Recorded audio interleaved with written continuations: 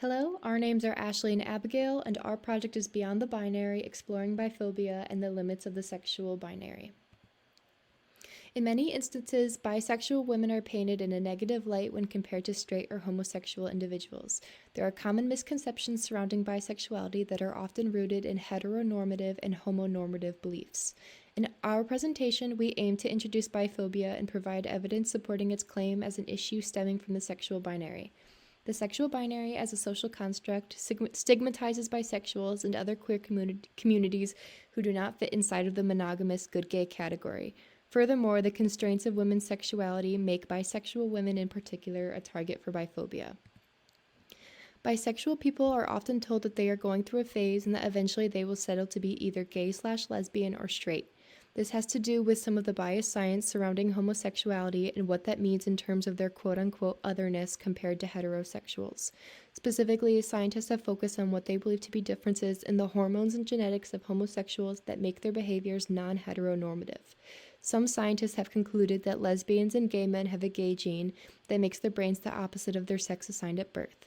In simpler words, they believed lesbians to have man brains because it was inconceivable that a feminine person could be attracted to other feminine people. The idea surrounding the gay gene was facilitated and internalized by society, which in turn has created a sexual binary where people naturally can only be homo or heterosexual.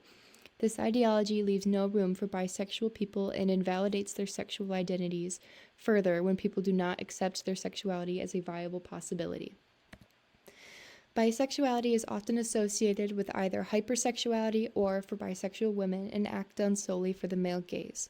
The party scene offers a safe space for sexual experimentation because women's same-sex behaviors are least likely to be stigmatized in an alcohol-fueled environment, especially if it's perceived to be done for the heterosexual male attention.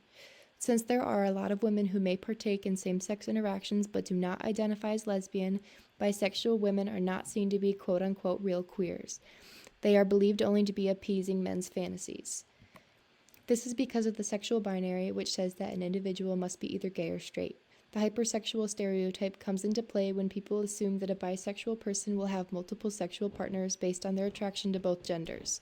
Since bisexual people are attracted to both men and women, there's a common assumption that they will eventually start wanting sex from the opposite gender and that they cannot stay in a monogamous relationship. This idea is harmful because it negatively represents bisexuals as people driven by lust and incapable of long-term relationships.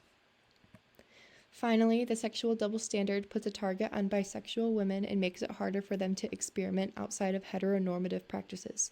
For starters, the sexual double standard is a social norm where men are driven by lust and rewarded for it, while women are expected to be driven by love and are stigmatized for their sexual desires. This ideology puts a damper on the amount of options available for women to explore their sexual projects and identities, even more so in the experiences of BIPOC women who already face heavy social stigmas. When bisexual people are labeled as hypersexual, this is especially harmful to bi women because the sexual double standard paints them as someone who is loose or slutty and forces them to play the bad girl role. While a bisexual man's sexual fluidity can be more acceptable in most circumstances, a bisexual woman may face extra criticism for being attracted to both genders. This is because women are not supposed to or expected not to express sexual desire at all, let alone for both genders. While there are a number of obstacles facing a bisexual woman, I believe there are also a number of approaches that could help alleviate the stigma and prejudice around them.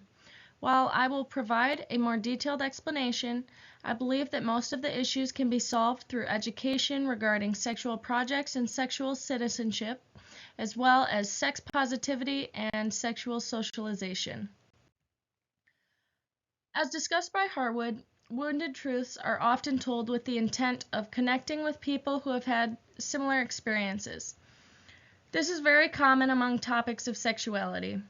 While these wounded truths are often well intended, it is also reinforcing the social stigma and can often be a self-fulfilling destiny. Rather than engaging in discussions about all the challenges and downsides to identifying as anything other than straight, we need to engage in conversations regarding how fulfilling romantic and sexual relationships can be for all sexualities in order to try to reduce the stigma surrounding non-straight sexualities. As discussed by Ganson, Sexual socialization and education is often gendered and constraining. Teachers need to adopt a teaching approach in which boys and girls are treated equally in regards to acceptable behavior, and there needs to be adequate representation of happy couples that are not straight in books and other sources of information.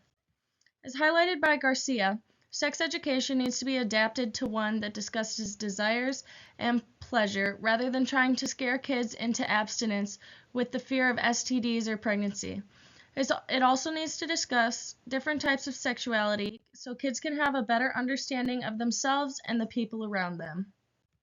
Hirsch and Kahn explained that sexual citizenship and sexual projects are vital to creating a healthier, more fulfilling sexual environment. Sexual citizenship is the right that everyone has to determine their own sexuality. Greater awareness and education for sexual citizenship can lead to greater acceptance for everyone's individual sexualities. Sexual projects are the reason why someone is choosing to have sex. Sexual encounters should be safe, consensual, and fulfilling experiences for all parties involved. It should not be viewed as a conquest. This can be achieved through greater education regarding desire and each individual's sexual agency. Greater availability of resources would also create a safer, healthier sexual environment. Sex positivity, as discussed by Jones, is about creating your own sexual norms to live a life loud and proud. This concept is called disrespectability politics, which explains that you should not oppress yourself to avoid oppression. By living loud and proud, one can create a mindset to celebrate pleasure and joy.